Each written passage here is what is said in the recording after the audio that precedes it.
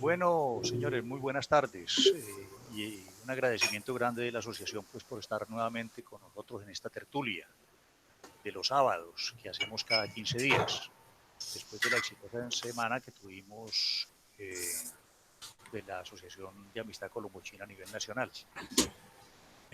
Acordamos reiniciar esta segunda jornada de tertulias con el profesor Jairo Eduardo Soto, pues por considerar que la charla que él nos proponía era supremamente interesante para conocer aspectos interesantísimos y importantísimos de la cultura china, sobre todo en los últimos momentos, en los últimos tiempos, especialmente porque él estuvo en China. Él recogió grandes experiencias y además porque su formación académica pues, es muy prolífica. Jorge Iván, casi no se te escucha. ¿Aló? ¿Me están oyendo? ¿Ya casi o no? No se escucha. Ahora ¿Ya? sí. Ahora sí. Bueno, muy bien. Ahora sí. Bueno, cerremos entonces, todos los micrófonos y las cámaras para que se oiga bien. Así es, muy bien. Bueno, entonces decía que la charla con Eduardo la escogimos en la asociación por considerarla de supremo interés para todos nosotros, por el tema que nos propone. Es un tema sobre la cultura china, especialmente en los últimos periodos del desarrollo histórico de China. Y más aún teniendo en cuenta de que él estuvo allá y por su formación académica. Pues Jairo es especialista en enseñanza del inglés para niños de la Universidad de California en San Diego. Eso fue un estudio que hizo en el 85. Es especialista en el Social Research Newbury College en 1995. Es también especialista en enfoques epistemológicos de las investigaciones sociales de la Universidad de Barcelona, estudio que realizó en el año 2003. También es magíster en educación de la Universidad de Antioquia, estudios que hizo en 1996. Es doctor en ciencias humanas con énfasis en enseñanza intercultural del inglés en la Universidad del Zulia en el 2016. Bueno, es docente del instituto, de la institución educativa Mira del Mar. Es también docente de la Universidad del Atlántico, investigador, autor de más de 30 artículos científicos y tiene a su haber 6 libros producto de sus investigaciones. De manera pues que la formación académica de Jairo ameritaba para que le organizáramos una conferencia, una charla, una tertulia muy, muy suelta, Jairo, para que le saquemos fruto a esta tarde contigo.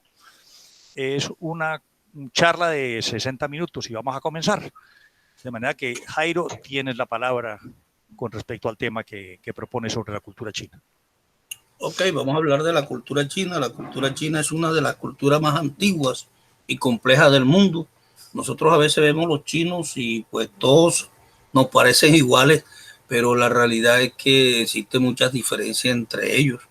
Hay muchas más divisiones culturales en la China que acá en cualquier país latinoamericano.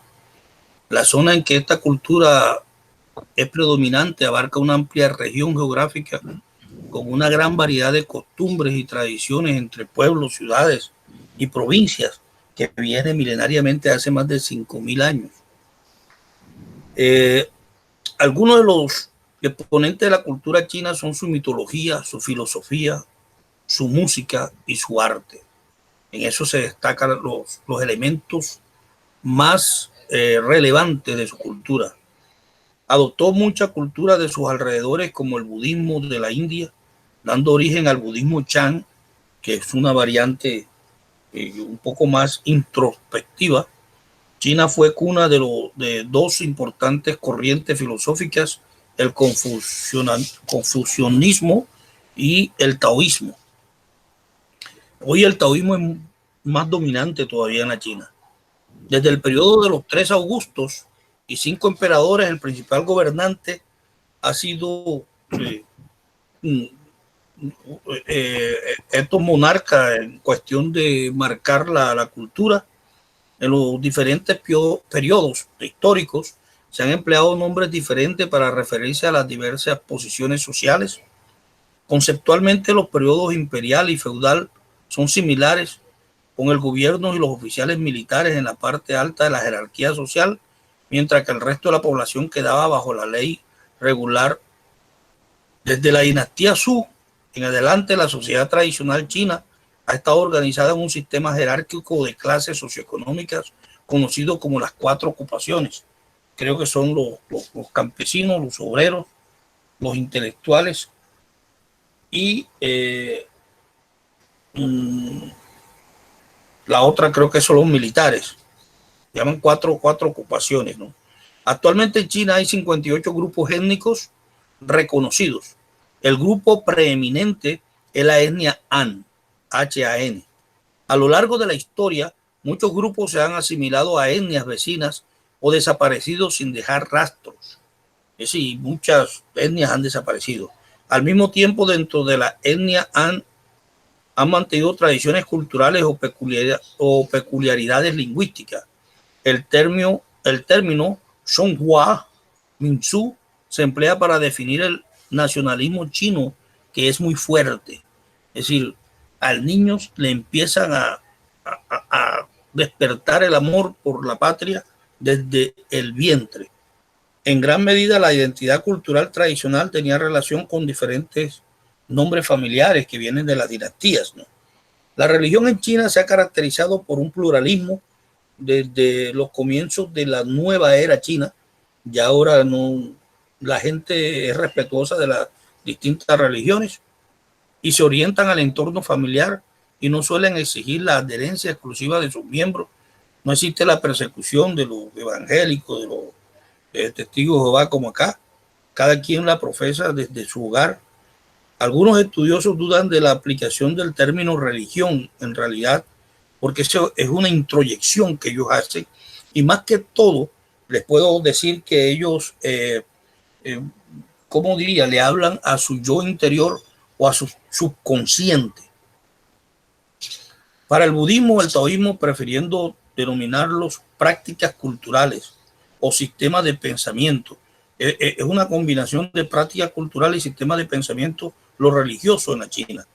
El cuestionamiento sobre lo que debería llamarse religión en el ámbito de China está sujeto al debate realmente, porque no es una religión así como la que nosotros profesamos. Hay mucha diferencia. Ellos más bien se encomiendan a su yo interior. El idioma escrito desde la antigüedad fue el chino clásico. Hoy se habla más el mandarín, pero el chino clásico es el que más predomina en toda la nación. Se empleó durante miles de años, pero estuvo principalmente reservado para eruditos e intelectuales. Hasta el siglo XX, millones de ciudadanos lo hablan y aún lo practican. Pero el mandarín está cogiendo bastante auge. Hoy le llaman al chino mandarín el chino vernáculo, pues es el idioma que más se está hablando actualmente. La literatura china... Una preguntita, Jairo, sobre esto del mandarín. ¿Se da más que todo es en las grandes capitales el mandarín o es sí, en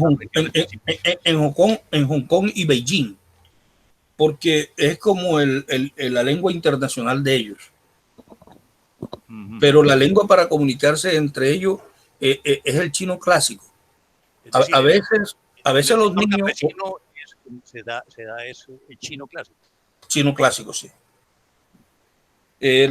La literatura china se remonta a compilaciones de adivinación con huesos oraculares, la extensa colección de libros que se conservan de la dinastía Zhou. Es impresionante llegar a una biblioteca china, hay libros de más de 3.000 años, 4.000 años, ¿sabes? Que todavía los conservan perfectamente. Y textos que utilizaron los grandes intelectuales de distintas épocas. Hay una gran variedad de gastronomía china. La cocina china es una de las más variadas y ¿cómo diría yo? De relevancia internacional. Allá en China se consigue comida china que por acá no se hace. Allá se come mucho las raíces chinas, que es un alimento que lo sacan de la tierra y que entre más fresco así lo consumen. Es más, lo cultivan en los en los jardines. La costumbre de la gastronomía china data de los emperadores que ofrecían a sus visitantes casi 100 platos en cada una de sus veladas, y el proceso de preparación y todo esto es un proceso que es casi que ceremonioso. Con el tiempo muchos platos pasaron a formar parte de la comida diaria de los ciudadanos, pero detrás de cada comida existe prácticamente una historia. La arquitectura china es un espectáculo. La verdad que uno se para ante esos edificios y antiguos sobre todo, y la verdad que uno queda impresionado gratamente por la majestuosidad, la coherencia entre las formas, la anchura de los edificios, que es algo realmente, yo me quedaba maravillado viendo. Cierren los micrófonos, no produce feedback.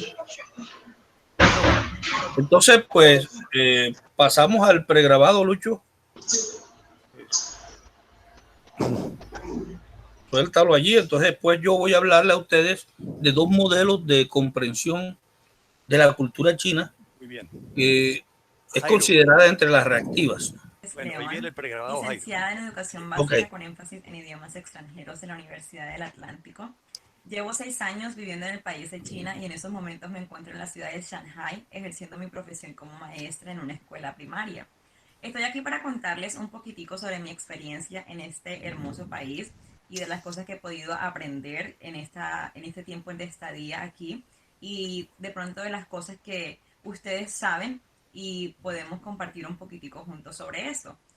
Quiero empezar diciendo sobre la cultura china. Todos sabemos que la cultura asiática es completamente diferente a la cultura latinoamericana que nosotros vivimos en Colombia. Una de las cosas y la mayor diferencia creo que encuentro yo es la disciplina que tienen los chinos, la disciplina que tienen ellos para las cosas que ellos Lucho, profesor Luis Mesa, casi no se escucha. Adquieren día a día. Perdón, todos Lucho. los conocimientos que ellos tienen, sí. Todo va basado en la disciplina que ellos tienen aquí como país. Uno de los secretos, creo yo, que tiene el gobierno es que la gente aquí, cada ley que el gobierno saca nueva o alguna reforma que el gobierno hace a sus leyes, la gente simplemente las obedece. Creo que obviamente habrá personas que no están de acuerdo o gente que no les gusta lo que el gobierno está haciendo, pero la gente simplemente hace caso, la gente simplemente lo obedece.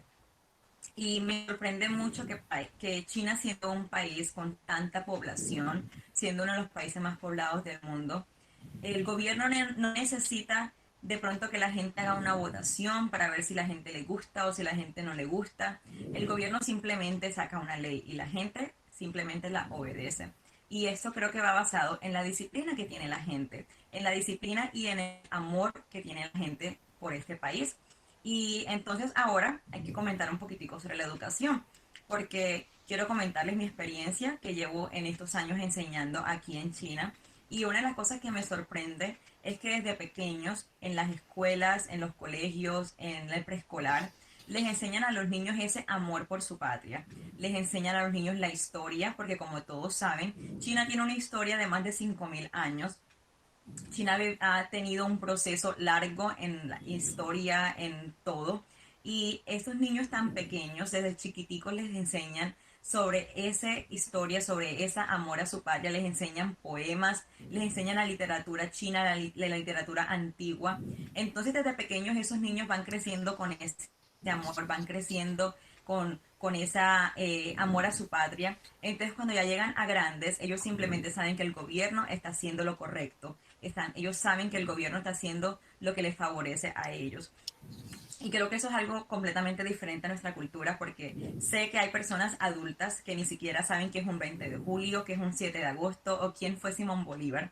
Y sé que hay muchas personas o hay niños que ni siquiera saben el himno de Colombia, pero es por la educación, porque de pronto aquí les enseñan, como lo dije antes, desde pequeños tienen esa cultura de enseñarle a sus hijos sobre la cultura china, sobre la literatura china, les enseña sobre la historia, cosa que de pronto en Colombia nos hace falta mucho de eso.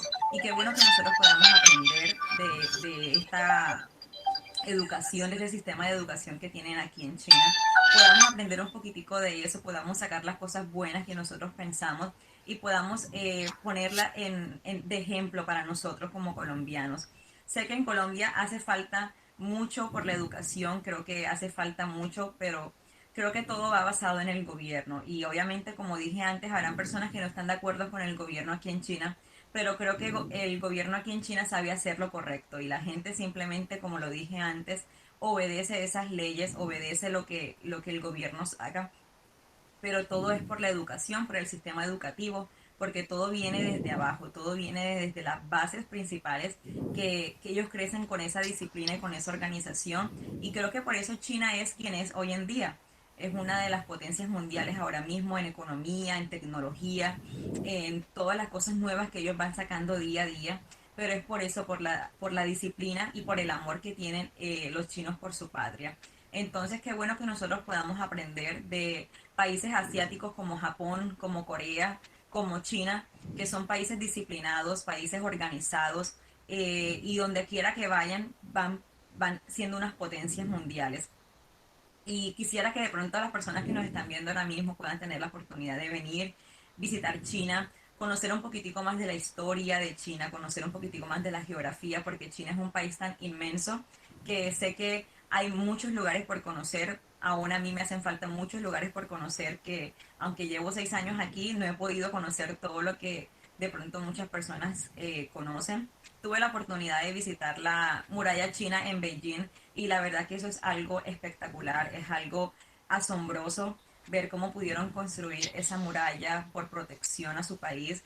Y hay muchas cosas aquí en China que la verdad que en historia son muchas cosas asombrosas y sé que de pronto hay muchas personas interesadas en eso y qué bueno que puedan venir a este país, puedan conocer un poquitico más y puedan ponerlo de ejemplo para nuestras vidas, para nuestra educación allá en Colombia y podamos aprender un poquitico más, coger esas cosas buenas que tienen los chinos y podamos aplicarlas a nuestra cultura colombiana, a nuestra cultura latinoamericana y podamos de pronto dejarnos enseñar a ellos con este largo proceso que ellos llevan en su educación. Ha sido un placer estar con ustedes en esta tarde y nos vemos pronto. Adiós.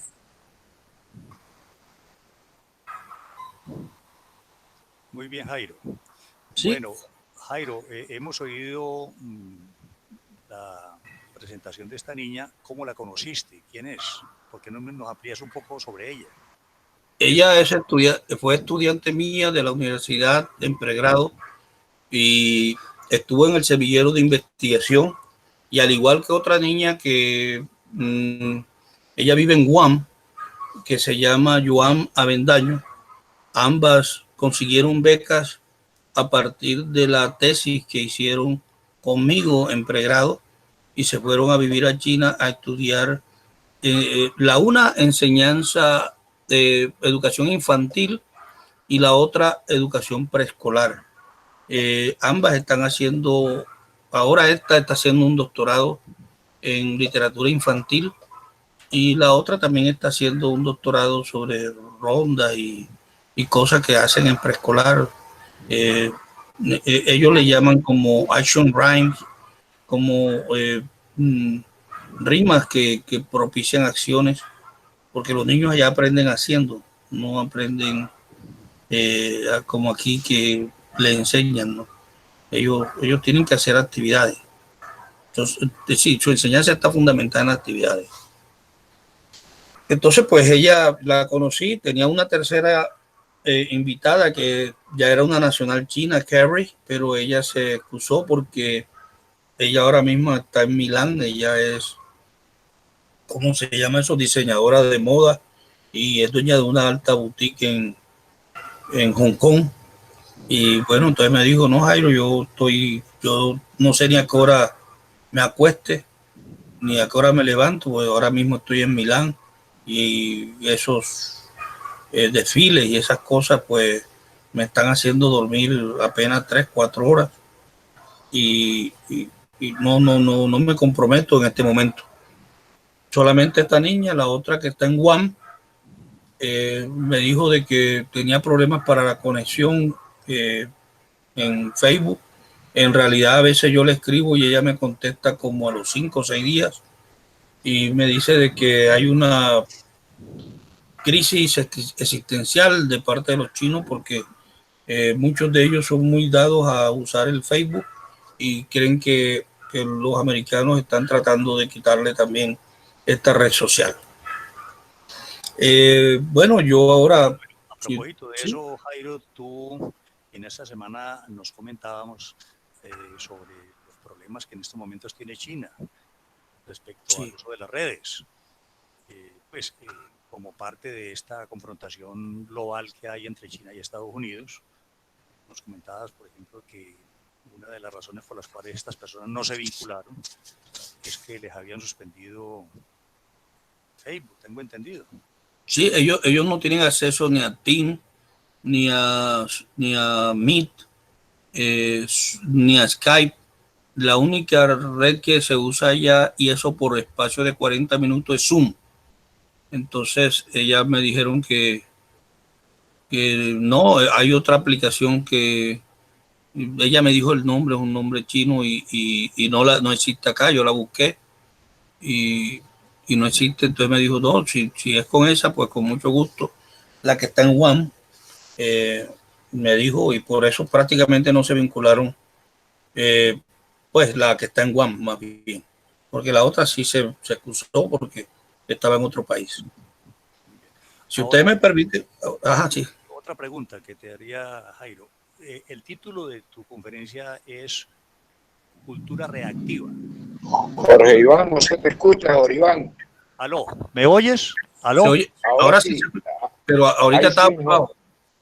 Bueno, no, el título de la conferencia tuya es Cultura Reactiva. ¿Por qué ese título de Cultura Reactiva, Jairo? Porque los chinos primero reaccionan a lo que tú le estás diciendo. Ellos primero tienen como un espacio de procesamiento, de digestión de lo que escuchan, de las interacciones con el otro, y ellos cuando están hablando guardan un silencio. Parece cuando tú tienes por primera impresión, si no has escuchado esto, tú pensarías que no le interesa la conversación al chino, y no es eso, sino que ellos son muy introyectan todo a su interior, procesan las cosas y luego hablan, porque ellos dicen que ellos piensan con los sentimientos. Ellos son muy sensibles, usan mucho la sensibilidad. Y el chino habla mucho más con gestos, con la corporidad que el japonés y que el coreano, porque ellos valoran mucho más la sensibilidad. Para ellos hay un triángulo que es, en la base están las acciones, en la mitad están los sentimientos y sobre el vértice arriba el pensar. Entonces para ellos es fundamental pensar antes que sentir y que actuar. El pensar es el que guía su vida, no el sentir ni el actuar. Ellos dicen que el actuar y el sentir te pueden degenerar tu vida si no piensas antes que sientas o si no piensas antes que actúes. Por una actuación tú puedes dañar tu vida y cualquiera te puede simplemente pisar o empujar y tú sacas una pistola y lo matas y vas a pensar es cuando estás en la cárcel. Entonces a ellos le ponen muchos de esos ejemplos. Y al igual que el sentir, te vas a una discoteca con una dama, no tomas prevención, sale un chinito y después entonces es el problema, porque ya hay restricciones y solamente puedes tener derecho a tener un solo hijo. Ya no vas a tener más hijos y tienes que conformar un hogar, o si la muchacha no se quiere casar contigo, ya tú tienes que separarte pero quedar con ese hijo único de por vida. Entonces para ellos es trascendente la unión y ellos siempre piensan antes de sentir o actuar. Es algo interesante, pues. La verdad que ellos fundamentan las cosas en lo filosófico y seguían, y base de su filosofía se fundamenta en los proverbios, en los dichos que ellos constantemente dicen. Porque, y son dichos casi que gráficos, muy gráficos.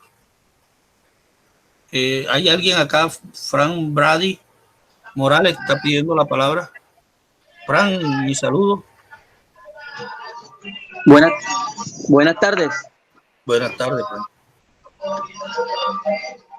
Brady, tienes la palabra, Brady.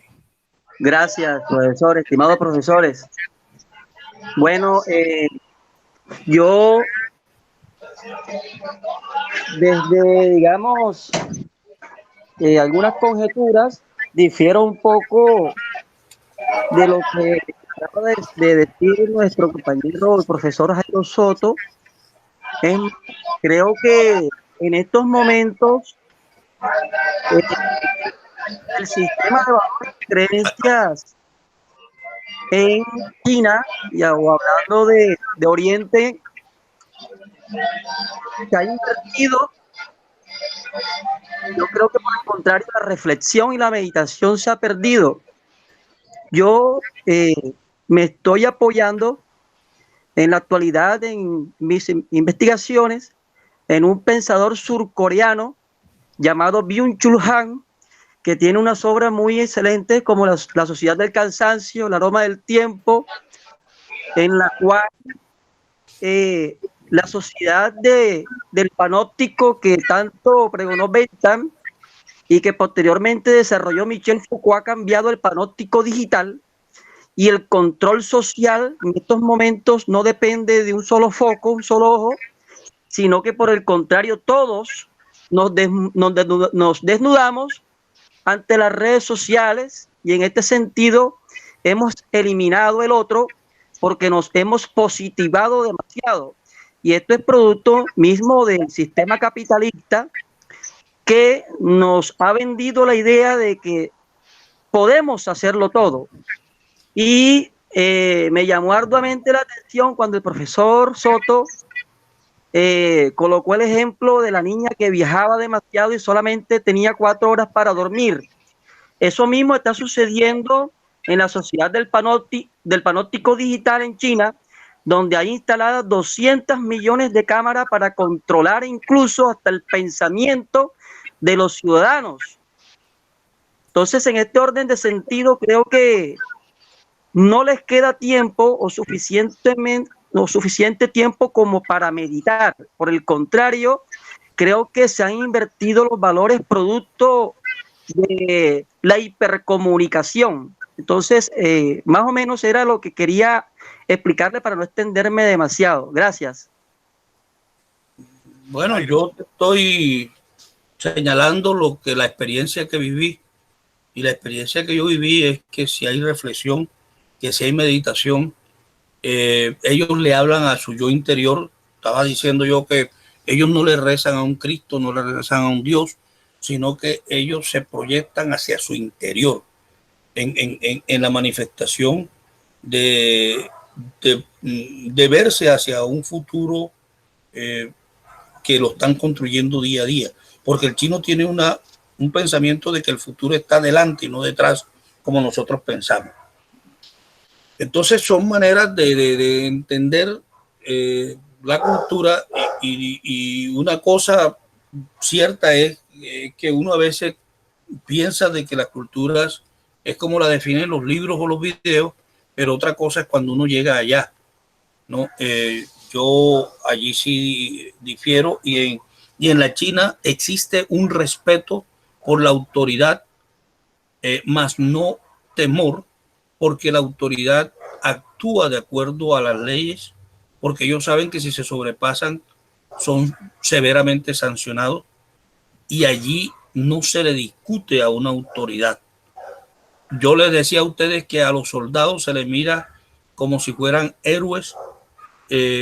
La gente le hace saludos de reverencia como si fuera el emperador anterior en China, porque consideran que ellos han sido los hombres que dan muchas veces la vida por la nación, y existe un exagerado nacionalismo.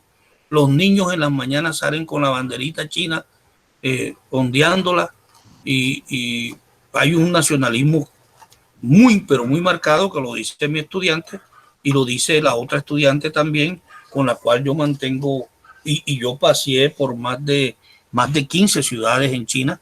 Yo, cuando me brindaron la posibilidad de estar en China, yo en la Universidad del Zulia, cuando yo presenté la pasantía, me dijeron: si usted va a algún país socialista y si va sobre todo a China, ya yo había estado en Rusia en el Mundial en el año anterior y yo preferí irme a China, y me dieron una tarjeta, y esa tarjeta yo creo que le contaba, no sé si era a Alexander o a Enrique, yo esa tarjeta la pasaba por los trenes, por los buses, en los restaurantes, y eso lo pagaba el gobierno chino. Yo una vez fui con Kerry a una discoteca y me cobraron, creo que fue $1,000, y yo le mostré al mesero la tarjeta, le dije: ¿puedo pagar con esta tarjeta? Me dijo: oh, claro. Pero yo le vi la tremenda sorpresa en los ojos, que luego le pregunté y le dije: ¿por qué te sorprendiste cuando yo te mostré esta tarjeta? Y él me dijo: porque esa tarjeta la usan los altos dignatarios políticos en este país, es de uso exclusivo de ellos. Usted ha venido invitado, usted es un invitado especial del gobierno chino. Eso me lo dieron a mí en la Universidad del Zulia. Yo ni siquiera sabía. Me di la gran vida allá en China a costa de esta tarjeta que me dieron, y esa tarjeta, cuando ya yo cumplí los 45 días formales, se desactivó. Luego ya sí, yo me tuve que dar la gran vida, pero con mi propio dinero. Existe una disciplina, lo que dice la muchacha, que es clara, y un respeto por los mayores. Yo observaba una cosa: los chinos se van de su casa como a la edad de 17 a 18 años, pero regresan cuando se casan. Ellos tienen el espacio reservado en su hogar. Por ejemplo, Flaco, tú tienes un hijo y a los 17 años se va, pero cuando él se casa a los 28 o 30, regresa a tu casa o a la casa de la mamá de la mujer, porque tiene un espacio allí guardado. Ellos dos deciden dónde volver. Hay casas que hasta viven 4 y 5 generaciones. Entonces, sigue, tranquilo. Y siempre le consultan al más viejo las decisiones que ellos deben tomar. Jamás se burlan de un viejo. Yo observé, porque estuve en hogares chinos, dormí en casas de amigos chinos. Mi estudiante está casada con un nacional chino y ella vive con la familia de él. La otra muchacha sí es soltera y ella vive en una residencia de estudiantes chinos. Pero cuando tú llegas a un hogar chino, tú notas de que el abuelo dice una palabra que ya está en desuso, y eso no le produce gracia ni risa al nieto, y no es capaz de decirle al abuelo: eso no se usa. Yo una vez utilicé un término que un viejito había dicho, y de pronto otra persona me corrigió y me dijo: ya eso no se dice. Yo le dije: sí, pero lo dijo tu abuelo. Me dijo: él lo puede decir, pero usted no. Porque en la calle van a decir que usted es viejo. Se lo aceptan en la casa. Y allí no le causa gracia al niño por respeto a ese mayor. Pero cuando lo digo yo, sí le causa gracia. Y sí es capaz de decírmelo. Entonces ahí vemos el respeto hacia el mayor. Incluso los chinos creen que los muertos aún viven y le escuchan y hablan a los muertos. Eso es una parte de su cultura. Mantienen las fotos de sus antepasados y le piden la bendición como si el muerto se la pudiese dar a través de el retrato. Hay muchas cosas que es decir, el chino tiene una unidad familiar muy, pero muy cerrada. Y es cierto que ellos son disciplinados, y a ellos le enseñaron, sobre todo, que para apropiarse de la ciencia y la tecnología debían, óigase bien, primero apropiarse del inglés Y es fácil encontrar en China a un ingeniero de sistemas que primero estudia inglés y después estudia lo de su saber específico, porque le han prestado mucha atención al inglés.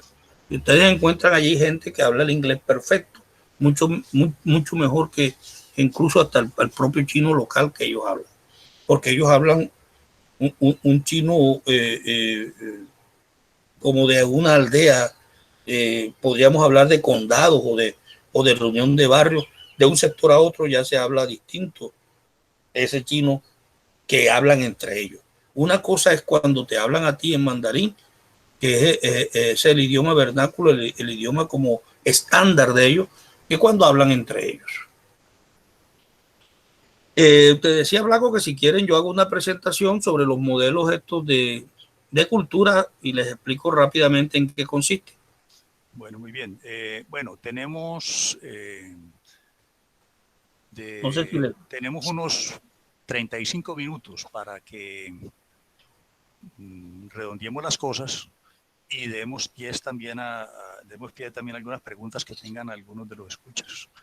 De manera pues que Jairo procede y teniendo en cuenta ese aspecto, de que le dejemos un espacio a la gente para preguntas. Bien, voy a tratar de hacerlo. Sí, listo. Voy a hacer una presentación apenas muy...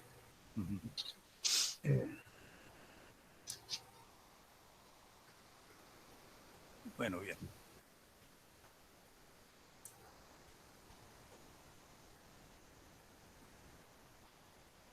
¿Ahí me ven? Sí.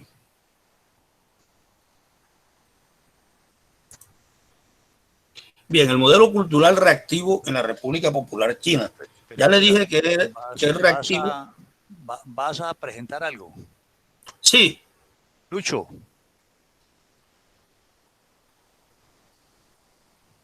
Sí, pero yo no tengo esa presentación.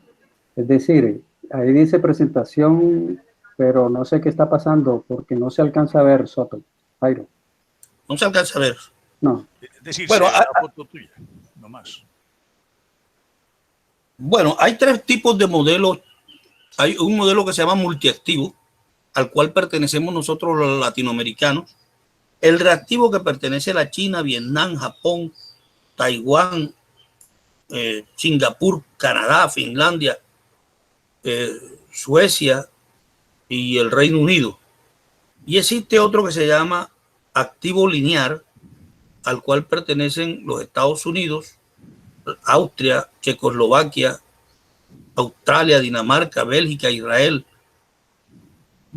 Polonia, Francia, Hungría, Lituania. Son modelos que, por ejemplo, el multiactivo es el que puede realizar muchas actividades al mismo tiempo como nosotros. El activo lineal es el que hace una sola cosa a la vez. Y el reactivo es aquel que primero introyecta y luego actúa, que mantiene algunos tiempos como de silencio. Y el lineal habla casi todo el tiempo, hace una cosa al tiempo, planea con anticipación las cosas, es cortés pero directo, parcialmente hace concesiones con los sentimientos, confronta con lógica, mientras que el multiactivo habla más casi todo el tiempo, hace varias cosas a la vez, no planea las cosas y las hace como le van saliendo, es muy emocional, despliega sus sentimientos, hace confrontaciones emocionalmente, siempre se excusa, hace muchas interrupciones. Eso no lo ven bien los chinos cuando uno habla al mismo tiempo de otra persona. Son orientados hacia la gente y predominan los sentimientos antes que los hechos. El reactivo escucha la mayor parte del tiempo. Reaccionan a la acción del compañero con cierta dilación, mira más los principios generales, es cortés pero indirecto, hace concesiones de sentimiento, nunca confronta al otro, no mira casi a la cara, no interrumpe, esto es descortés en China interrumpir a alguien. Es muy orientado hacia la gente. Hace enunciados, le gusta hacer promesas, es diplomático, pero sobre la verdad es muy paciente. Habla poco con el lenguaje gestual. En esto sí los chinos se diferencian de del resto de asiáticos, porque los chinos sí son muy somáticos. Usa conexiones, conecta lo social y lo profesional.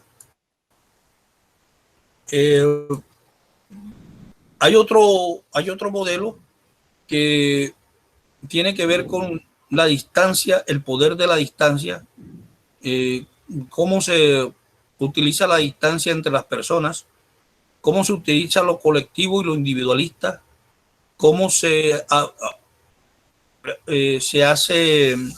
evita la incertidumbre, el índice de incertidumbre, de evitar la incertidumbre, la feminidad versus la masculinidad, y cómo se orientan en el término corto y en a largo plazo, y cómo se hacen restricciones e indulgencias. El primer modelo se llama el modelo de John Lewis y el segundo se llama el Half-Street Model. Aquí yo le tenía una diapositiva en donde yo estaba comparando a China con Colombia y Francia. Y entonces el chino utiliza un poco más la distancia que nosotros entre las personas. Hay un mayor individualismo en los chinos que en nosotros, pero hay un individualismo. No, nosotros tenemos un individualismo mayor que los chinos, 71, y los chinos tienen 20 y los franceses 13. Hay un nivel de masculinidad, es decir, de machismo alto en China. Esa es la diferencia de los chinos con los coreanos y los japoneses, que no son tan machistas. Tiene un índice de 66, los franceses 64, y acá tenemos nosotros tenemos un 64 y los franceses un 43. En evitar la incertidumbre, los chinos tienen el 30%, porque ellos no planean mucho el futuro. Para ellos el futuro se construye en el día a día. Tienen una orientación enorme hacia el manejo de los proyectos a largo alcance. Lo manejan un 87%, mientras nosotros tenemos un 13% y los franceses un 63%. El manejo de la indulgencia y las restricciones apenas manejan un 24%. Eso a grosso modo es lo que le puedo compartir frente a estos dos modelos, de cómo se mira la cultura a partir de esos dos modelos.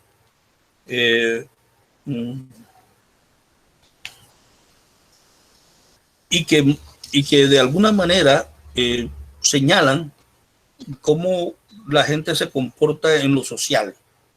Yo le decía, por ejemplo, en el año 2015, cuando yo llegué a China, se estaba haciendo esto del plebiscito que hizo el presidente Xi Jinping. Santos. Ah. La vaina está sobre la paz. Ajá. De que si ustedes están de acuerdo o no. Y a mí me decían los chinos, pero ¿por qué el presidente de ustedes hace eso? Ellos no lo entendían.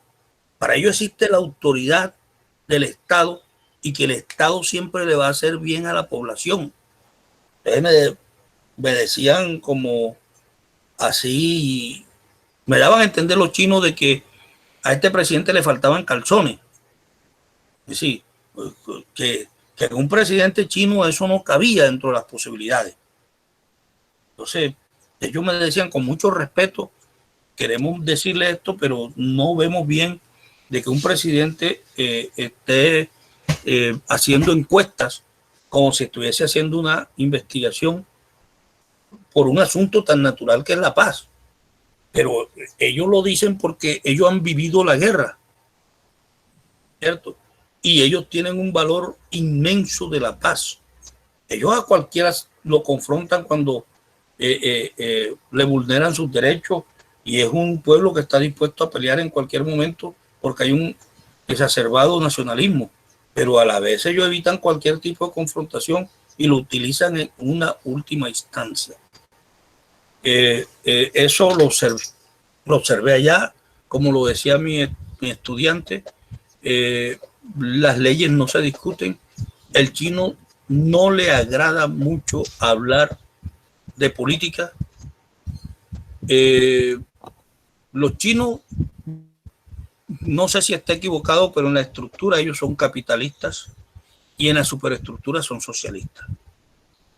La redistribución de la riqueza se hace para disminuir las inequidades sociales, y hay derecho a la propiedad privada, pero tú mensualmente tienes que estar dando el 10% de tus ganancias si no sobrepasan un límite, y si sobrepasan ese límite, ya ese 10% se incrementa. Te queda una parte de ese incremento, pero tú debes dar más. Y el gobierno, en los actos del gobierno, hace un informe que todo el mundo lo cree, porque se evidencian las redistribuciones de la riqueza. Yo creo que ese es el éxito de China, de concebir la propiedad privada en la estructura del Estado, pero en la superestructura se hace una redistribución social de la riqueza. No sé si me he explicado en estos términos, pero creo que eso es lo que... Y hay unos rublos ya marcados, muy definidos, sobre la inversión en educación, la inversión en desarrollo de superestructuras, en vías, en todo. Es decir, en China tú no encuentras ya una carretera de ida y venida. Tú encuentras la carretera menos desarrollada en China tiene por lo menos 3 carriles. ¿Alguien me iba a preguntar algo allí? No, yo le confirmaba lo que usted decía ahorita, profesor, porque también tuve la oportunidad como usted de gozar 45 días del gobierno chino, y también como usted recorrí todo China. Y es que el gobierno mantiene la superestructura socialista, sin embargo persiste una economía de mercado. Y no sé si usted tuvo la oportunidad también de estar un sábado en la tarde en un mall y ver lo impresionante que era casi que la gente yendo a los grandes almacenes de compra con dinero. Estos automóviles que nos llegan aquí ni siquiera se ven allá. Se ven carros europeos, y ni siquiera creo que un Ford fue que vi, pero todos son carros europeos de alta gama. Entonces no es que digamos que, lo que usted acaba de decir, muy exacto, profesor, realmente existe una redistribución de la riqueza para coadyuvar a la gente más pobre. Y recordando también, usted sabe que hay 350 millones de campesinos, que es el grave problema que tiene China, que no ha podido aún luchar contra la pobreza campesina que existe. Entonces, parte de esas redistribuciones van a esos grandes provincias de campesinos que están en el norte y en el este, que aún todavía no han podido insertarlas en la economía de mercado como ellos pretenden. Correcto, pero muchas de estas culturas, amigo Carlos, gracias por su intervención, muchas de estas culturas no quieren cambiar hacia nuevas formas tecnológicas de cultivar la tierra o de hacer la ganadería. Hacia el este y el norte hay culturas que son mucho más tradicionalistas y no quieren entrar en la agroindustria, porque si vamos hacia el sur y el oriente de la China, encontramos una zona de reguíos que es un ejemplo para el mundo, cómo hay unos sistemas de riego tremendos, hay una alta tecnología en la producción de alimentos, porque ellos se autoabastecen. Que China no está importando ningún alimento del mundo. Ellos se autoabastecen en todo. La verdad que yo quedé enamorado de esa cultura, de sus tradiciones, todo. Lo que sí yo vi es que las mujeres se están tratando de occidentalizar en la cuestión de la moda. Quieren usar sus jeans apretaditos, que se le vea las formas como las mujeres de por acá latinas. Se hacen cirugía, se cambian los ojos. Las japonesas y las coreanas son orgullosas de esos ojos cerrados, pero las chinas no, las chinas van donde porque hay un alto nivel de vida. Incluso yo escuché en China los televisores tienen un botón que te permite cambiar. No sé si usted lo observó, Carlos, porque no quiero pecar de mentiroso, pero en los hoteles hay un botón que tiene para sintonizar hasta 12 idiomas. Tú lo cambias y lo pones en español, o lo pones en japonés, o lo pones en el idioma que tú quieras. Pero ahí está siempre el inglés. ¿Ah? Lo mismo que la televisión también. Uno encuentra canales de televisión en muchos idiomas, sobre todo los que están en su entorno, hasta Vietnam, idioma vietnamita, idioma sur. Si el programa está hecho, por ejemplo, en italiano, tú lo puedes escuchar en chino o en inglés o en español si quieres. Correcto. Porque existe un botón que te lo cambia inmediatamente hacia un traductor que tiene el aparato. Y yo escuchaba al presidente chino, este último que yo conocí a su hija, que es profesora de la Universidad de Shanghái. Esta muchacha, yo escuchaba al papá, creo que ahí comenzaba su gobierno, o tenía unos cuantos años de haber comenzado, y él decía que él iba a introducir en la Constitución china el derecho a la riqueza,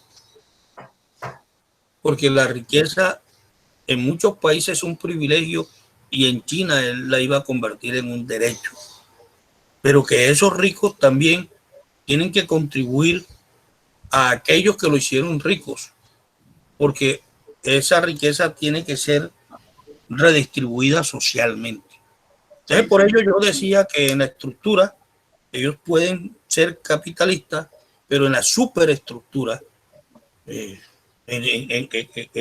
lo fundamental, en lo más alto de la organización del gobierno, son socialistas totalmente.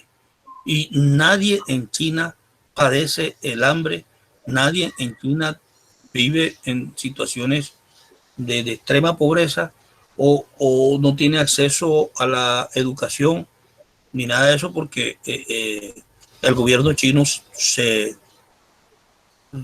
preocupa en el bienestar de sus conciudadanos. Muy bien, Jairo. Bueno, sí. Jairo, son las 5:10, ya yo creo que va muy bien la charla, muy interesante todo esto que has disertado con nosotros. Vamos entonces a darle oportunidad de que la gente intercambie preguntas contigo, ¿no? Haga preguntas y exprese opiniones de cómo le parece todo lo que hemos escuchado. Por ejemplo, Rafael Hernández quiere hablar. Sí, correcto. Rafa, ¿qué tal? ¿Cómo están? Buenas tardes a todos. Me presento aquí, Rafael Hernández, estudiante del doctor Jairo Soto en la actualidad. Bueno, yo simplemente quería agregar algo que mencionó el profesor, y es en relación a algo que él mencionó, y es que los chinos se autoabastecen, que son autosuficientes. Yo quería explicar, no soy un experto en historia porque hay que aclararlo, pero sí conozco uno que otro detalle de China porque me ha interesado su historia, me ha interesado su cultura, y tengo entendido que China como tal, en la actualidad, el concepto de que son autosuficientes y que se autoabastecen surge de dos premisas. Una primera, que es histórico, puesto que después de la Segunda Guerra Mundial, este país de Oriente quedó muy golpeado, muy frágil y muy empobrecido. lo cual obligó a que las personas que estaban en el poder en ese momento dieran la orden, por así decirlo, al público en general, de que se comiera de todo. De hecho, hay una premisa y una frase muy popular en China que dice: la comida es el cielo de la gente. Y esto lo menciono con la intención de que se conozca el contexto histórico del por qué en China uno puede comer de todo. Y es porque después de la Segunda Guerra Mundial, como ya establecido ahorita, la sociedad china quedó tan empobrecida que el gobierno no podía suministrarle alimento a toda la población. Sin embargo, hay que ser claro y preciso. Cuando yo menciono la cocina china, uno tiene que ser empático en que la cocina china, por lo menos tengo entendido, que busca el equilibrio entre el yin y el yang en los nutrientes. Y también la armonía entre los diferentes colores y los mismos sabores. El ácido, el dulce, si mal no estoy, el salado, el amargo, y creo que el otro es el picante. Esto lo menciono para hacer énfasis en lo que corresponde a la cocina tradicional china. Lo que muchos se preguntan, ¿pero por qué comen esto? ¿Por qué comen lo otro? Y es para entender el concepto histórico de por qué los chinos en su momento dado fueron obligados a comer de todo y hacer de comer de todo una gran variedad de alimentos que no perjudican su salud. Y la otra premisa es para mí, para explicar por qué ellos son autosuficientes y por qué se autoabastecen, es porque en China como tal hay un factor social tipo proteccionista. Es decir, el Estado está en todo momento, pero en todo momento, tratando de proteger a su población de que se vea afectada o se vea invadida o se vea en cierto modo tocada por otras culturas. Es la percepción que yo tengo acá desde la sala de mi casa, por así mencionarlo. Es también importante mencionar que el doctor Jairo Soto, estuvo mencionando el sistema económico de la China. En lo que respecta a mi persona, en lo poquito que he leído y lo que logro entender, después de Mao Zedong, después de la muerte de Mao Zedong, que fue un gran líder chino, las personas que asumieron el poder no solamente se centraron en lo que ya se conoce como el comunismo, no, le abrieron la puerta al capitalismo. ¿Y cómo se dio esa apertura económica? Bueno, en lo que entiendo, le permitieron la entrada a muchas empresas que era de bajo costo, lo cual trajo consigo un boom económico que hasta la actualidad ha hecho de China lo que hoy en día conocemos como potencia mundial. De hecho, hoy China es conocida por ser la fábrica del mundo, ya que está prácticamente abarcando entre un 40 y un 45% de todo lo que se fabrica a nivel mundial. Como aspecto positivo, después de todo lo que he escuchado, se podría decir entonces que, por lo menos de lo que yo he consultado, de lo que yo he tratado con personas que de alguna u otra forma han estado en la China, se podría decir lo siguiente. Primero, los chinos son demasiado tecnológicos. Es decir, en China, el celular, que para nosotros es una herramienta que muchas veces utilizamos para ver videos en YouTube, para acceder a las redes sociales, mandar mensajes de texto, etcétera, para los chinos eso es una herramienta muchísimo más poderosísima. Allá lo que viene siendo el dinero en físico, poco a poco se está quedando atrás y están dando paso al dinero virtual. Son prácticos y orientados al éxito. ¿Por qué digo que son prácticos? Porque si algo no sirve, ellos lo desechan automáticamente. Yo vi hace como 2 semanas un documental que narraba los nuevos ricos en España. Y los nuevos ricos en España en ese momento, porque ese documental es algo viejo, en 2015, eran los chinos. Y ellos decían que la clave del éxito de los chinos era que si un negocio no les servía, automáticamente cerraban, liquidaban y abrían otro con el dinero restante. No se encariñaban con los negocios. Son colectivos, el profe lo mencionó. Allá pareciera que existe una cultura en la que todos se apoyan, en la que todos se colaboran. Son muy pacientes. Es decir, nosotros por lo menos cuando compramos un producto nuevo, como orientales que somos, no tenemos esa costumbre de leer el manual. No, nosotros vamos metiendo dedo enseguida. En cambio los chinos, tengo entendido que su cultura les implica a ellos tomar el manual, demorarse el tiempo que requieran para entender cómo funciona una cosa antes de utilizarla. Y lo que menciona el profe es totalmente cierto. Yo tuve por lo menos hace como 2 años un contacto con una compañera en la universidad que venía de la China y ella mencionaba lo mismo que el profesor mencionaba. Allá existe un respeto a la autoridad y un respeto a los mayores que es increíble. Y lo que más me parece curioso de este respeto a la autoridad y a los mayores es que los mayores también sienten respeto por los jóvenes. Por ejemplo, recuerdo yo que me mencionaron una vez que en China es normal encontrar buses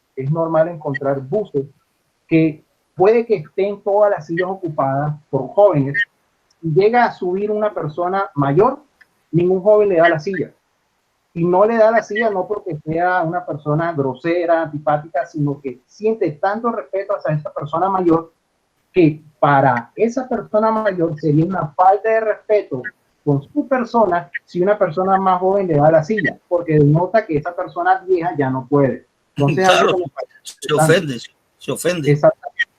Y entre los aspectos negativos, bueno, son aspectos negativos que se mencionan mucho en las redes sociales. Honestamente no me consta, pero de todas maneras los voy a mencionar porque me parece interesante también traerlos a la ocasión. Ya mencioné uno, y es que tienden a controlar mucho la información que suministran las redes sociales. El profe muy bien lo dijo. Allá la única red social que se puede utilizar por un espacio de 40 minutos es Zoom, pero redes como Facebook, como Instagram, Twitter, YouTube, no los hay. Están completamente bloqueadas. Ellos han creado sus propias redes. Ahí vamos a lo que son autosuficientes. Si no, pero está claro, Rafael. Ellos no la usan porque se la han bloqueado. Estados Unidos está bloqueando todas estas redes. No es porque ellos quieran cerrarse al mundo. Al contrario, los chinos se quieren abrir. Creo que hace poco el presidente chino dijo que estaban a punto de abrirse a la guerra porque los están queriendo aislar y eso no lo soporta. Es decir, no viene de parte de los chinos. Los chinos son personas culturalmente abiertas. Eso sí me consta y eso es lo que yo he compartido con estas 3 personas que están allá. Me dicen de que el bloqueo viene de acá y de acá y de los Estados Unidos. Por eso hice la aclaración que de pronto estos aspectos negativos podían ser no ciertos, porque simplemente la información que uno escucha. Por lo menos sé que las redes sociales que predominan allá en la China están WeChat, que es prácticamente el equivalente a WhatsApp para nosotros, y que se utiliza para inclusive hacer pagos electrónicos, que me parece increíble. También conozco una que se llama Weibo, si mal no estoy, que es la equivalencia de Facebook, si mal no estoy. Y pues bueno, otra cosita de aspecto negativo, de pronto por mencionar, ¿qué les puedo decir? Ya esto no es mío, esto es simplemente algo que se menciona en los diferentes artículos económicos que yo he leído, y es que pareciera que en China existe una competencia muchas veces desleal, algo que pasa en muchos países, pero simplemente lo quería mencionar. Por lo menos uno de los ejemplos que más me llamó la atención fue el ejemplo de Starbucks. Allá en China prácticamente pareciera que hay una equivalencia china de todo lo que nosotros conocemos. Por ejemplo, Starbucks, allá le llaman, ¿cómo es que se llamaba? Luckin Coffee, si mal no estoy. Bueno, eso simplemente era que quería hacer esos pequeños aportes, también destacando lo que dijo la compañera y lo que han dicho todos los compañeros aquí. Y sí es verdad que desde niño a los niños les enseñan el amor por su patria, algo que en lo personal yo opino que deberíamos replicar acá en Colombia, porque sí nos hace bastante falta. Ok, gracias, Rafael. Muy bien, Rafael. Bueno, Jairo, entonces para redondear más o menos y sacar unas conclusiones sobre toda esta charla tan interesante, decir, que ¿cómo ves tú el futuro de China en cuanto a esa contradicción que pueda haber entre esa espiritualidad interna y que se abran a este mundo moderno que en tanto los está presionando? Es decir, ¿cómo está conciliando la sociedad china esos dos aspectos? Yo creo que la sociedad china está garantizada a tener éxito porque a ellos los impulsa el derecho al éxito. Los chinos sacrifican sus prioridades familiares y hasta el ocio para trabajar. El chino ya cuando tiene 16 años quiere ir a producir. Incluso los personales de servicio, como los peluqueros, los que arreglan las uñas, brindan servicios hasta altas horas de la noche. Tú te puedes ir a cortar el pelo en China incluso en la madrugada. Hay gente que trabaja en altas horas y duerme durante el día. el tiempo libre no es tan importante para ellos. Por eso la gente se desborda los sábados, porque los sábados es el día libre. Hay gente que trabaja hasta el domingo. Los trabajadores agrícolas realmente ellos, si están padeciendo, es porque ellos están cambiando toda la tecnología de agrícola. Es decir, ellos quieren volver el campo una industria, y hay sectores de China que se resisten a ello. Los estudiantes chinos se preocupan mucho de los altos puntajes y la clasificación en sus exámenes, ya que este es un criterio personal para lograr el éxito. Incluso cuando a ti te llaman para un trabajo, te piden las notas, y si tú has sido destacado, tienes garantizado el trabajo. Entonces, hay como una meritocracia. Lo único que ellos evitan es la incertidumbre, porque ese es un país que planea. Ellos no dejan nada para la eventualidad. Ese es el único índice que ellos manejan bajo, porque para ellos el futuro se construye en el día a día. Ellos no tienen expectativas de que mañana o dentro de 10 años yo me veo así. No, no, no. Ellos se están viendo hoy, y siguen trabajando en el hoy, porque para ellos solamente existe el hoy. El mañana tal vez no exista. Así, esa es la filosofía del chino.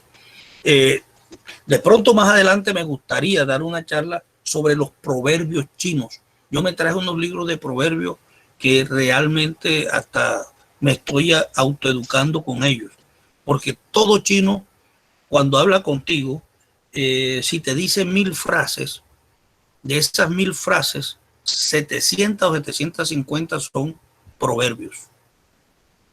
Y el proverbio enseña mucho, pero muchísimo. Muy bien. Jairo, seguramente habrá tiempo para esa charla, porque pues, en este plan que tenemos de las tertulias, pues encontrarás seguramente un espacio pues, para esto, ¿no? De manera pues que yo creo que no sé qué otras personas tengan otra inquietud, otra pregunta, otro aporte que hacer antes del cierre, porque ya pues la parte técnica me está hablando pues de la hora. Entonces, no sé, Flaco, Romualdo. Sí. Es que Jairo se adelantó porque yo me imagino que todos quedamos muy contentos, maravillados y nos quedamos cortos. Y ya él se adelantó con la nueva charla de los proverbios chinos. A mí me parece que este sería como la introducción y luego seguimos con algo más profundo y más puntual. Seguramente. Sí. No, Jairo, estás invitado para otra charla. Vamos No, a programarla. Con gusto lo haría, porque la verdad, abierto, la asociación, el capítulo, más tú como miembro pleno de la asociación estás con este espacio abierto. A mí me agradaría volver a China. La verdad que veo en el corto tiempo, yo me veo si esta situación se arreglara, pues yo creo que en 1 o en 2 años yo volvería a China, porque la verdad que es interesante vivir todo lo que uno vive allí y ver la alta organización social que existe en ese país.